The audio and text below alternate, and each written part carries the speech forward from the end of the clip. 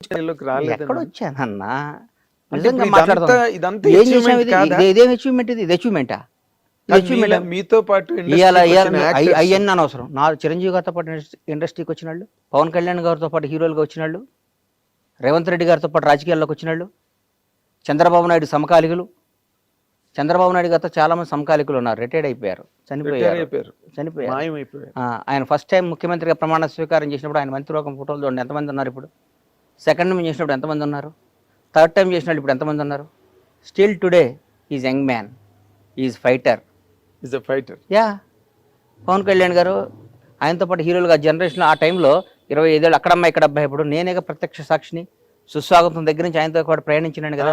ఆయనతో పాటు ఎంతమంది వచ్చారు, ఎంతమంది ఉన్నారు, ఎవరయ్యారు? పవన్ కళ్యాణ్ పడయ్యాడు. చిరంజీవి గారు తమ్ముడు అయ్యాడంటే ఎట్లా? చిరంజీవి గారు తమ్ముడు లేరా? చిరంజీవి గారు చాలామంది లేరా? చిరంజీవి గారు బంధువులు లేరా? ఎందుకు పవన్ కళ్యాణ్ చిరంజీవి గారిని కూడా తలదన్నే స్థాయికి వెళ్ళాడు. నిజంగా మాట్లాడుకోవాలంటే నిజంగా మాట్లాడుకోవాలి అంటే నేను మనస్పాటి నాకు పవన్ కళ్యాణ్ కాదు, ఆ స్టేజెస్ లో కూడా చిరంజీవి గారు కూడా ఆశ్చర్యపోయిన సందర్భాలు ఉన్నాయిగా. పవర్ స్టార్ అని అరుస్తుంటే అమ్మమ్మ చిరంజీవి గారు గ్యాప్ ఇచ్చి మాట్లాడకుండా నేను కూడా అంటే పవన్ కళ్యాణ్ గారి మీద కూడా నేను నా జీవితంలో ఒక ఈడు అద్భుతం ఆహాహా అని పొగడకూడదు అనే డెసిషన్ తీసుకున్నాను నేను. ఎందుకు పొగడాలన్న మనం పొగిడించుకునే స్థాయికి రావడానికి ప్రయత్నం చేయాలి. అంటే మీరు ఒకరిని ఆ విధంగా చాలా అలంకారప్రాయంగా మీరు పొగిడిన సందర్భం ఒక్కసారి నేను చూశాను. అది పవన్ కళ్యాణ్ గారిని పొగడపోతే నాది బతుకు కదన్న. పొగడపోవటం అంటే ఆయన మీద నా కృతజ్ఞతను ఎల్లబొట్టకపోతే నేను బండ్లా నాగేశ్వరరావు బండ్లా సీతకు పుట్టానన్న జీవిత సత్యం ఎంత నిజమో, మా తల్లిదండ్రుల పేరు ఎంత నిజమో, పవన్ కళ్యాణ్ అనేవాడు కృతజ్ఞతగా ఉండటం అంత నిజం. అది జనం అనుకోవచ్చు, పవన్ కళ్యాణ్ పొగుడుతున్నాడు రా, అది నేను అవసరం లేదు. నా జీవితం నువ్వు ఎప్పుడైనా చెక్ చేసుకో అన్న. నేను ఎవరైనా సింహభాగాన్ని ఉన్నప్పుడు వాడితో గొడవపడుతుంటా. రాష్ట్రాన్ని శాసిస్తున్నారు, కనుసైగితో శాసిస్తున్న టీఆర్ఎస్ ప్రభుత్వం మీద ఎదిరినాడు నేను. అవును, భయం పొగడలేదు ఎప్పుడు. నెవర్ నా ప్రాణం పోవటానికే నేను సిద్ధపడతా, నేను పొగను. నేను కాంగ్రెస్ దాదాపు మీరు 2004-2003 బొత్సన్న 2004 అప్పుడు అంతకుముందు నేను 2000 నుంచి నేను వాళ్ళతో సన్నిహితంగా ఉన్నా. 2000 నుంచి నన్ను చూశారు మీరు. అవును, నేను ఏ రోజైనా పార్టీ మారానా? ఏం లేదు. 2009లో చిరంజీవి గారు పార్టీ పెట్టినప్పుడు కూడా చిరంజీవి గారు అంటే ఇష్టం, నేను పార్టీ మారానా? మారలేదు. ప్రజారాజ్యంలోకి వచ్చానా? డిస్కషన్ కూడా జరిగింది. నేనేమన్నా నేను రానన్నా, నేను కాంగ్రెస్లోనే ఉంటానని చెప్పాను. నాకు ఇష్టం కాంగ్రెస్ అంటే. ఈ రోజు కూడా చెప్తున్నా, పవన్ కళ్యాణ్ అని ఆయన పార్టీ పెట్టి వాస్తవం చెప్తున్నా, పవన్ కళ్యాణ్ గారు నాకు ఇక అంతకంటే అల్టిమేట్ ఎవరు లేడు. ఆయన జనసేన పార్టీ పెట్టినప్పుడు నాకేమాత్రం మనస్సాక్షికి నేను క్వశ్చన్ చేసుకుంటే నేను ఎవరి దగ్గర పనిచేయాలన్నా, ఎవరితో తిరగాలి? నిజం చెప్పు. పవన్ కళ్యాణ్ గారితో కదా, అన్డౌటెడ్ కదా, దాంట్లో డౌట్ ఇంకేమైనా ఉందా? డౌట్ తేడా ఉందా? ఏం లేదు. నేను ఎందుకు వెళ్ళలేదంటే నా మనస్సాక్షిని, నా ఇష్టాన్ని, నా ప్రేమని, కాంగ్రెస్ పార్టీ మీద నా అభిమానం డామినేట్ చేసి ఆయన బాగుండాలి, ఆయన అక్కడ కింగ్ అవ్వాలి, కానీ నేను కాంగ్రెస్ పార్టీలో ఉండాలి. దానికి తెలుసు. దానివల్ల నేను అక్కడ పోతే నన్ను అందల మీద పెట్టేవాడు ఆయన.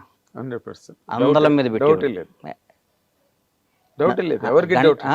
అందలం మీద పెట్టుకునేవాడు. అవును, రారా అనేవాడు, కూర్చోబెట్టుకునేవాడు. నాకు వేరుగా ఉండేది. నాకు అవన్నీ త్యాగం చేశాను నేను బికాజ్ ఆఫ్ కాంగ్రెస్ పార్టీ. అట్లాగే చంద్రబాబు నాయుడు గారు అరెస్ట్ చేశారు. తెలుగు జాతి మొత్తం ఉలిక్కి పడిపోయింది పాపం. ఆయనతో లబ్ధి పొందారు జనం అందరూ. చంద్రబాబు గారు పాపం ఆయన 14 ఏళ్ళు ముఖ్యమంత్రిగా ఉన్నప్పుడు ఆయన్ని పొగిడారు, అది చేశారు. అసలు ఆయన అద్భుతం అన్నారు, ఇదన్నారు.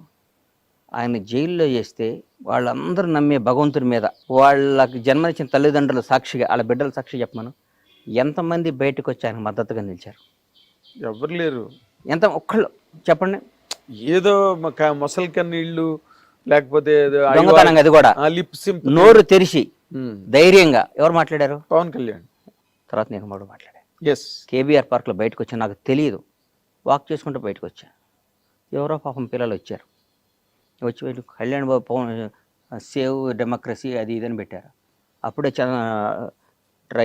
మెట్రో రైల్లో చేస్తుంటే అంతకు ముందు రోజు టీఆర్ఎస్ పార్టీ వాళ్ళు ఎవరో ఇక్కడ చేయడానికి వీల్లేదు, కేటీఆర్ గారే మర్చిపోయా, వెళ్ళి మీ ఊళ్ళల్లో చేసుకోండి, ధర్నాలు మీ ఊర్లలో చేసుకోండి అని వ్యంగ్యంగా మాట్లాడారు.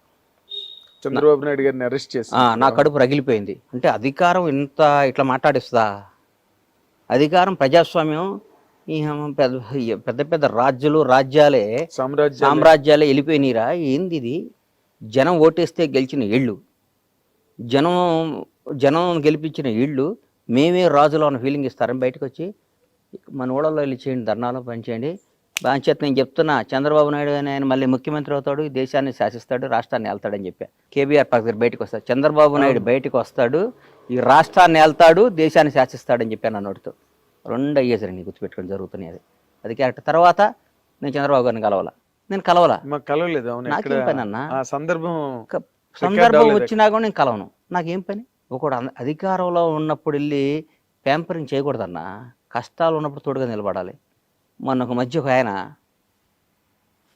షాద్నగర్లో మా థియేటర్ కాడ ఇక్కడ కూర్చున్నా.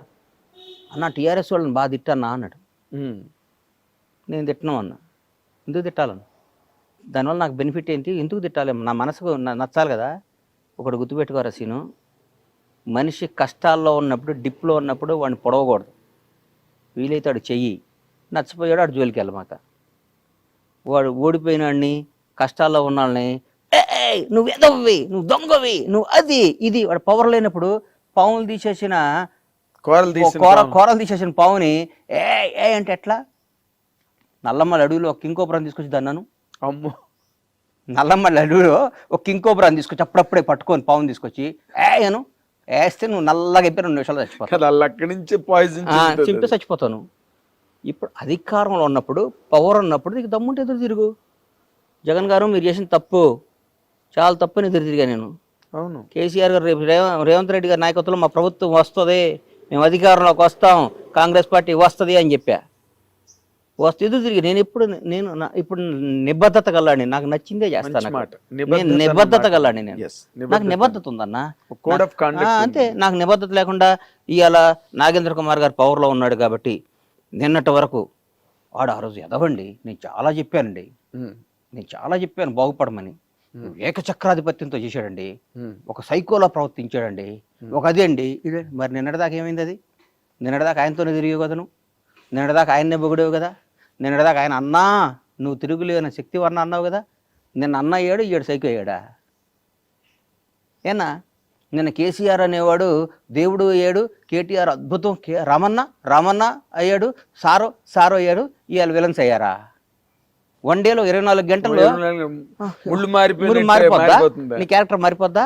ఇదంతా దేనికోసం? నీ బతుకు కోసం, నీ డబ్బు కోసం, నీ జీవిత అస్తిత్వం కోసం. ఎన్ని రోజులు బతుకుతావు అన్నా నువ్వు? అద్భుతంగా ఎక్సర్సైజ్ చేసి యోగాలు చేస్తే 90 బతుకుతావు అంతే. ఒక 60 ఏళ్ళకి చచ్చిపోతే నీకు నష్టమేనా వచ్చిందా? నందమూరి తారక రామారావు గారిని మర్చిపోయారు. ఇలా రామారావు గారి కంటే గ్రేట్ పర్సన్ ఉన్నాడు ఎన్టీఆర్ కంటే. ఎవరుంటారు? ఎన్టీఆర్ గారిని ఇప్పుడు వర్ధంతి రోజు, జయంతి రోజు దండేస్తున్నాం. రోజు మాట్లాడుకుంటున్నావా? ఏమి లేదు. ఇందిరాగాంధీ గారిని మాట్లాడుకుంటున్నావా? జవహర్లాల్, దేశానికి స్వాతంత్రం తీసుకొచ్చిన జవహర్లాల్ నెహ్రూ, మహాత్మా గాంధీ గారిని మాట్లాడుకుంటున్నావా? అంబేద్కర్ గారి గురించి రోజు మాట్లాడుకుంటున్నావా? ఏం లేదు. ఏప్రిల్ 14 అంబేద్కర్ గారు జయంతి అంటున్నాం. నేను అవసరం వచ్చినప్పుడు అంబేద్కర్ గారి పేరు వాడుకుంటున్నాం, ఆయన గౌరవించుకుంటున్నాం. జీవితంలో మనం బతికినంత కాలం, మనం ఉన్నంత కాలం, మనకు నచ్చినట్టు మనం బతకాలనేది పాలసీ నాది. ఇప్పుడు మీరు చెప్పే పాలసీ పర్ఫెక్ట్. అది ఒక హ్యుమానిటేరియన్ ఆస్పెక్ట్ అండ్ జీవిత సత్యాలు అంటారే, అక్షర సత్యాలు, ఆణిముత్యాలు మీరు ఇప్పుడు వరకు టెంప్లెట్స్ అనమాట, ప్రతివాడు మా ఫాలో అవ్వాల్సినవి. కానీ ఇప్పుడు మీరు ఫర్ ఎగ్జాంపుల్ మీరు కాంగ్రెస్ పార్టీని బాగా బలపరిచి దానికోసం పవన్ కళ్యాణ్ గారి క్యాంపును కూడా, పవన్ కళ్యాణ్ గారి మీద ఈ రోజు ఆయన వదిలే, నేను I'm talking about the policy of the party, political party, ఆ ఏరియా గురించి మాట్లాడుతున్నాను. మీరు అక్కడికి వెళ్ళడానికి మొగ్గు చూపలేదు, ఆ ఇంట్రెస్ట్ చూపించలేదు. ఎందుకంటే బికాస్ బేసికల్ గా మీరు కాంగ్రెస్ పర్సన్. మనసు ఒకటను, సంసారం ఒక దగ్గర చేయలేం కదన్నా. ఎక్కడ చేస్తాను చెప్పు? నువ్వు ఎవరినో ఇష్టపడ్డావు, వేరే వాళ్ళతో సంసారం చేయమంటే ఎక్కడ చేసాను చెప్పు? చేయలేం కదా. దానిమ్మ బతకటం కంటే సావటం ఇష్టపడాలి. అట్లాంటి బతుకు కంటే ఇప్పుడు కొందరు మాట్లాడతారు, నేడుదాకా కేటీఆర్ అని, ఇవాళ రేవంత్ అన్న దగ్గరికి వచ్చి అన్న అంటే వాళ్ళని చూసి అనుకుంటా నేను, వీళ్ళమ్మా వీళ్ళు ఇంత చీప్ నా కొడుకులా, ఇళ్ళు ఇంత ఎదవలా, ఇళ్ళు ఇంత అవసరం కోసం ఇంతనా? రేపొద్దున ఏదో ఒక రోజు పవర్ పోయిద్ది. 10 ఏళ్లకో 11 ఏళ్లకో ఏదో రోజు దిగిపోవటం ఖాయమే కదా. అంతేగా ఎక్కడ నేచర్ కదా. సార్ జ్యోతి బస్సే దిగిపోయాడు. ఓ అసలు జ్యోతి బస్ కన్నా ఎవరు ఎవడో ప్రపంచంలో వెస్ట్ బెంగాల్ జ్యోతి బస్ అట్లా ఆ రోజు ఇలా ఒరిజినాలిటీ బయటకు వస్తుంది. మేము చెప్పామండి, ఆ రోజు విన్నాడా అండి అంటారు నా కొడుకులు. మేము మాత్రం ఎప్పుడు కాంగ్రెస్ పార్టీని రేవంత్ రెడ్డి గారిని లిస్ట్ పడతాను. నేను ఒక్క మాట అడుగుతాను, 100 అడుగన్నా. ఇప్పుడు మీరు మాట్లాడేటప్పుడు అసలు మిమ్మల్ని ఎవరు కాంట్రడిక్ట్ చేయలేని రేంజ్ లో మాట్లాడతారు, దానికి సహేతుకమైన విశ్లేషణ కూడా ఇస్తారు. మీరు పర్సనల్ గా బిట్వీన్ ది 4 walls ఉన్నప్పుడు కూడా మీరు వాళ్ళతో అలాగే ఉంటారండి? అంతకంటే ఎక్కువ ఉంటా, అంతే నిర్భయంగా? ఇంతకంటే ఎక్కువ ఉంటా బై గాడ్. అవునా? నేను ఈ మధ్య బాగోదు, నాకు ఇష్టమైన ఒక మంత్రి దగ్గర కూర్చొని అంటే, మీరు ఇట్లా చేస్తే మళ్ళీ ఇంకోసారి మనం అధికారంలోకి రామన్నా, మనం అధికారంలోకి రాం, మీరు అట్లా చేయమాకండి. ఇది కాంగ్రెస్ పార్టీలో కొన్ని కోట్ల మంది కార్యకర్తల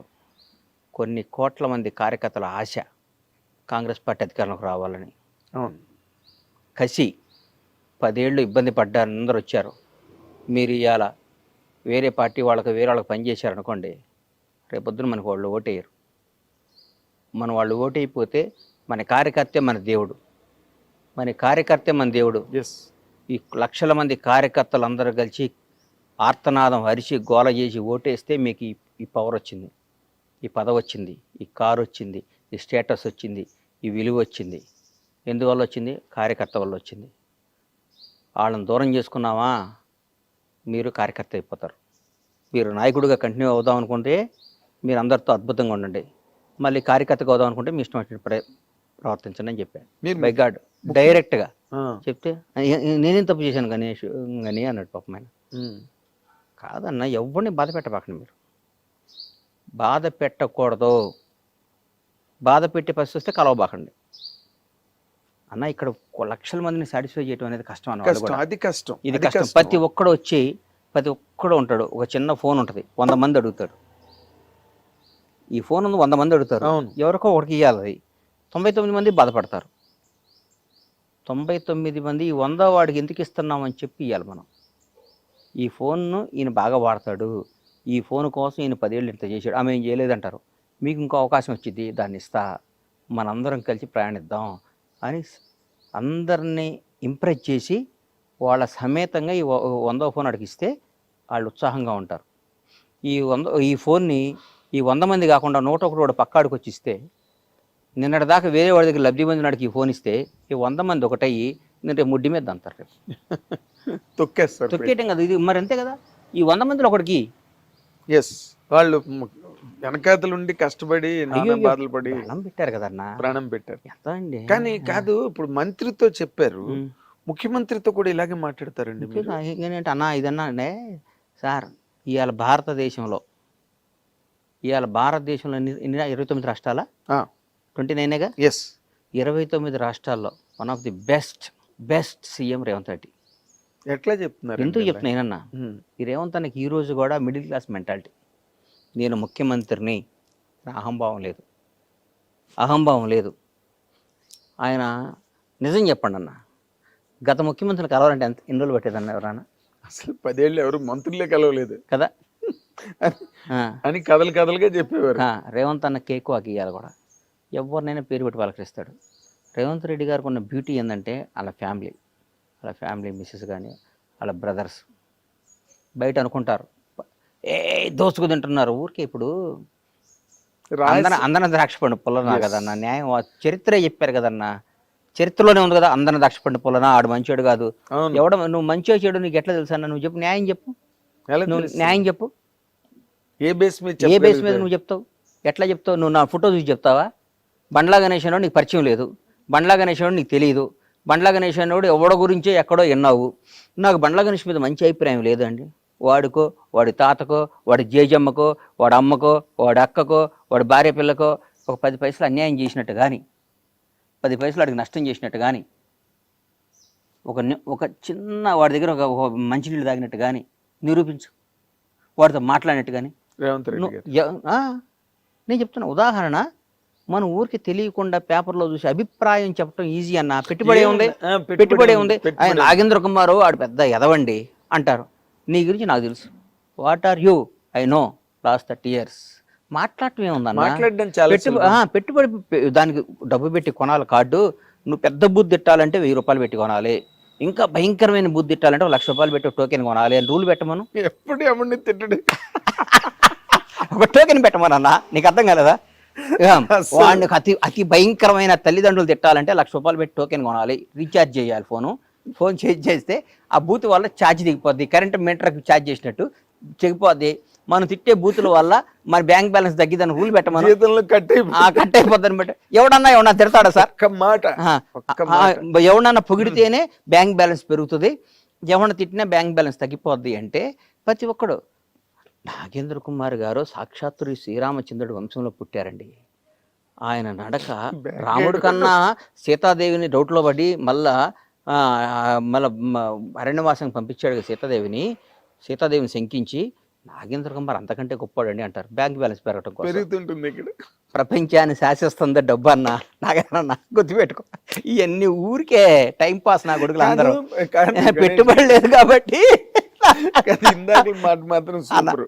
నువ్వు చిన్న బూత్ తిట్టాలంటే 10,000, పెద్ద బూత్ తిట్టాలంటే 1,00,000 రూపాయలు, అందరినీ కలిపి తిట్టాలంటే 10 లక్షలు ఛార్జ్ అని పెడితే అసలు ఈ బూతులే మర్చిపోతారు. బూతులు మర్చిపోవడం కాదు అసలు, అంతా మనది ఒక అద్భుతమైన దేశం.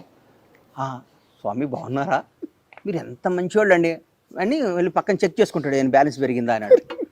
ఇన్నర్ వాయిస్ బయటకి ఎందుకు వస్తాడు? నా కొడుకులు వీళ్ళకి ఏందన్న జీవితం ఏం తెలుసు అన్న. ఒకరిని విమర్శించడం ఈజీ, చాలా ఈజీ. వాడు ఏందండి, వాడు అచీవర్ అండి. కాదండి, ఇప్పుడు మీరు కాబట్టి అడగడం. ఇప్పుడు చాలా ఈ లౌక్యాలు ఇవన్నీ చాలా అందరిలోని ఉన్నాయి. అందరిలో ఉన్నాయి కాదు, ప్రతి ఒక్కళ్ళు ఉందే ఫస్ట్ లౌక్యం. నా మాటను ఆ లౌక్యం లేనాడే బండ్ల గణేష్. అదే అంటున్నా నేను అన్న గుర్తుపెట్టుకోనయ్యా, నా మనసుకి ఏది నచ్చితే అది మాట్లాడతా. అవును, నా మనసుకి ఏది ఇష్టమైతే అది మాట్లాడతా. అవును, అవసరమైతే ఈడు నా అనుకున్నాడు కూడా ఎదురు తిరుగుతా. గుర్తుపెట్టుకో, భవిష్యత్తులో అవి కూడా చూస్తాను. ఈడు నా ప్రాణం అనుకున్నాడు కూడా గొడ్డలిప్పేస్తా నాకు నచ్చకపోతే. నా ప్రాణం అనుకున్నాడు కూడా గొడ్డలిప్పేస్తా నాకు నచ్చకపోతే. నా క్యారెక్టర్ అది. అంతేగాని మనసులో ఒకటి పెట్టుకొని కడుపులో ఒకటి పెట్టుకొని నా ప్రాణం పోయినా చేయను, నా ప్రాణం పోయినా చేయను. నేను ఎట్లయినా బతుకుతా, ఏ స్థాయి బతుకున్నది ఎట్లయినా బతుకుతా. నాకు ఆ నమ్మకం ఉంది. ఎవరిని యాచించకుండా నేను బతికినంతకాలం బతికే శక్తి భగవంతుడు నాకు ఇచ్చాడు. ఆత్మను చంపుకోను, మనసును చంపుకోను, మెహర్బానీ కోసమో, ఒకరిని పొగడటం కోసమో, ఒకరిని అన్నా నువ్వు సూపర్ అంటం కోసం నేను బతకను. నా కోసం, నా కుటుంబం కోసం, నాకు నచ్చిన విధంగా. లౌకిక ప్రపంచంలో ఈ వ్యవహారాలు మీరు ఎలా నడుపుతారండి? వ్యాపారాలు చేస్తున్నారు, సినిమాలు తీయబోతున్నారు, ఎలా కాదు అంటే డైరెక్ట్ గా వెళ్ళి ఇష్టం చేసి మాట్లాడేస్తే. నువ్వు తప్పు చేస్తే కూడా నేను పొగడమంటావా ఏంది? నువ్వు తప్పు చేసావన్నా, నువ్వు నచ్చలేదు, నేను నిన్ను విపరీతంగా ప్రేమించానన్నా, 4-5 సార్లు ప్రేమిస్తా అన్నావు అనుకో, 5వ సారి తీసి నోట్లో పెడతా. నీకు అర్థం కదా? నేను నా ఇచ్చిన ప్రేమ నువ్వు తీసుకోకపోతే నేను దూరం, తీసుకోకపోతే వదిలే, నీ దగ్గర రాను, నీ దగ్గర నేను రానన్నా, రావడానికి ఇష్టపడను. కానీ నువ్వు నన్ను గెలకాలని ప్రయత్నించో, నన్ను ఎక్కడన్నా మాట్లాడేవు అనుకో, నేను బతకనిస్తానా అన్న? నువ్వు ఎవడవైనా కానీ నిన్ను బతకనిస్తానా? అసలు ప్రశ్న లేదు. నిన్ను బతకని సంఘటనలు కూడా నాకు తెలుసు కాబట్టి బతకని నేను అయ్యో నేను ఇష్టపడి గౌరవంతో ప్రేమతో ఉంటా, అంతేగాని భయపడి మాత్రం నా ప్రాణం పోయినా ఉండను ఎవడైనా కానీ. అది నేను అంటుంది సార్. ఇప్పుడు నేను ఎందుకు మాట్లాడుతున్నానంటే, మీరు ఈ మధ్య రోజుల్లో కొంచెం లౌక్యం ప్రదర్శిస్తున్నారేమో అనిపించిన సందర్భాలు నాకు 1-2 ఉన్నాయి. అదేంటంటే, హైడ్రా అనేది సినిమా ఇండస్ట్రీలో ఫస్ట్ నాగార్జున గారిది అన్కన్వెన్షన్ కూల్చినప్పుడు కూడా మీరు ఏమి పెద్ద మాట్లాడినట్టుగా దాఖలాలు లేవు అన్న. ఒకటి గుర్తుపెట్టుకున్నా, బేసిక్గా చెప్తున్నా, నేను కాంగ్రెస్ కార్యకర్తని. నేను ఈ 1 year ముందు కూడా గత 10 ఏళ్ళు ప్రతిపక్షంలో ఉన్నా. మా నాయకుడికి పట్టాలు ఇచ్చాం. ఆయన ఒక ముఖ్యమంత్రి పదవి ఊరకే రాలా. ఆయన జీవితాన్ని, ఆయన కుటుంబాన్ని, ఆయన జీవితాన్ని పణంగా పెట్టాడు. ప్రాణాలని పణంగా పెట్టాడు. 100%. రేవంత్ రెడ్డి ఆయన ప్రాణంగా పణం పెట్టాడు. పొరపాటున చాలా మనసాక్షి ఒక మాట చెప్పాలి నీకు, పొరపాటున మేము రాలేదనుకో, ఫస్ట్ విక్టిమ్ రేవంత్ రెడ్డి గారే, 100%. ఆయన బ్రదర్స్ ఫ్యామిలీ రేవంత్ రెడ్డి గారి తర్వాత వాళ్ళ బ్రదర్ కొండలరెడ్డి వాళ్ళందరూ చెప్తున్నాం, వాళ్ళు ఒక నిబద్ధత గల మనుషులు. నేను ఒక్కోసారి వాళ్ళ బ్రదర్ని అడిగా, కొండలన్న నువ్వు మంచి పదవి తీసుకోవాలి అన్న. నాకు వాళ్ళ కుటుంబంతో నా సన్నిహితం, నాకు అట్లా చనువు సన్నిహితం బాగా దగ్గర. నాకు నేను బతికేది నా అన్న కోసం, నా భార్య నా కొడుకు కంటే నాకు నా అన్న ముఖ్యం, నా అన్న జీవితం ముఖ్యం. నా అన్నను ముఖ్యమంత్రిగా చూడటం నా జీవితంలో నాకు పెద్ద పదవి, నాకు ఏ పదవి వద్దు, నాకు ఏ రూపాయి వద్దు అన్నాడు. Good, very good. ఎందుకంటే ఆ స్టేజ్కి వెళ్ళిన తర్వాత ఏదో ఒకటి పెద్ద స్థాయి లాక్కుందాం. నేను ఎంతమందిని చూశానన్న ముఖ్యమంత్రుల్ని. నేను హైదరాబాద్కు వచ్చిన కొత్తలో రామారావు గారు అత్యంతంగా ఎలక్షన్కి వెళ్ళిపోయి ఓడిపోయారు. తర్వాత చెన్నారెడ్డి గారు, తర్వాత నిదురుమల జనార్దన్ రెడ్డి గారు, కోట్ల విజయభాస్కర్ రెడ్డి, అంటే నీ పక్కన యూసఫ్ కూడా ఈ సీనియర్ కానీ అందరి దగ్గర చూసినండి కదా విజయభాస్కర్ రెడ్డి గారు. తర్వాత చంద్రబాబు, మళ్ళీ రామారావు గారు రావటం, చంద్రబాబు గారు ముఖ్యమంత్రి అవటం, తర్వాత 10 ఏళ్ళు ఆయన ఉండటం, తర్వాత రాజశేఖర రెడ్డి గారు అవటం, తర్వాత రాజశేఖర రెడ్డి గారు మళ్ళీ గెలవటం, మళ్ళీ ఆయన ఓడిపోయినాక చనిపోయినాక రోషే గారు అవటం, కిరణ్ అన్న అవటం, తర్వాత రాష్ట్రం విడిపోవటం, 10 ఏళ్ళు కేసు, ఇవన్నీ దగ్గర నుంచి ఇట్లా చూసినా అండి నేను. నాకు గత 10 ఏళ్ళు నేను టీఆర్ఎస్ వాళ్ళ దగ్గరికి వెళ్ళలేదు, కానీ అంతకుముందు ప్రతి మంత్రి దగ్గరకో ముఖ్యమంత్రి దగ్గరకో ఏదో విధంగా వెళ్తూ ఉండేవాడినేగా నేను. నాకు తెలుసు కదా. వీళ్ళందరిలో Revanth Reddy family beautiful family అన్న నేను దగ్గర నుంచి నీకు చెప్తున్నా, నిజంగా చెప్తున్నా నేను. ఆయన పక్కన ఉన్నాళ్ళు ఏమైనా తప్పు చేసి ఆయన మీద, ఇప్పుడు నీ దగ్గర నీ టీంలో ఎవరు తప్పు చేసినా నాగేంద్ర కుమార్ టీం అంటారు కన్నా, అంటారు. మా దగ్గర మొత్తం ఒక 800 మంది వర్క్ చేస్తారు. మా ఫామ్స్లో కానీ అన్నిట్లో 800 మంది వర్క్ చేస్తారు. 800 నుంచి 1000 మంది ఉంటారు. వాళ్ళలో ఎవరు తప్పు చేసిన బండ్ల గణేష్ పౌల్ట్రీలోనే అంటారుగా. అంతే, ఇంకా వర్కర్ల పేర్లు చెప్పరు అంతేగా. అక్కడ వాళ్ళు ఎవడో తప్పు చేశాను అంటే, వాళ్ళు ఎవడో తప్పు చేస్తే సీఎం గారు బ్రదరో సీఎం అంటే అది పాపం మనకి ఎట్లా వస్తుంది అని నా ఫీలింగ్ అంతే. అఫ్ కోర్స్ నేను అన్నది ఏంటంటే, అలాంటి హైడ్రా లాంటి సందర్భం జరిగి మొట్టమొదటే నాగార్జున గారి తాలూకు కన్వెన్షన్ టార్గెట్ చేసి దాన్ని ఓవర్ నైట్ కూల్చేసి దానికి ఏదో ఒక నోటీసులు లేకపోతే ప్రైర్ ఇన్ఫర్మేషన్ ప్రిపరేషన్ ఏమి లేదు. అసలు అలాంటివి జరుగుతున్నప్పుడు హైడ్రా మీద కూడా చాలా వ్యతిరేకత వచ్చింది ఓవరాల్ గా. అంటే నేను చెప్పలేను, అంటే నేను ఒక సినిమా రంగానికి సంబంధించిన అడిగా, అందుకే సినిమా వాళ్ళంటే ప్రాణం నాకు. ఈ రోజు కూడా చెప్తున్నాను, నువ్వు రాజకీయం సినిమా అంటే సినిమా సూర్యుడైతే రాజకీయం నేను దానికి విలువ కట్టలేను అసలు. నాకు అంత సినిమా ఇండస్ట్రీ అంత గొప్పది. కళామ తల్లి చాలా గ్రేట్ అన్న. సినిమా రంగం ఒకటి గొప్ప విషయం చెప్తాను మీకు, ప్రపంచంలో దేనికైనా రిజర్వేషన్ ఉందన్న, దేనికైనా. ఐఏఎస్లకి, ఐపీఎస్లకి, ఎనీథింగ్, ఎమ్మెల్యే అవడానికి, ఎంపీ అవడానికి ఉంది. సినిమా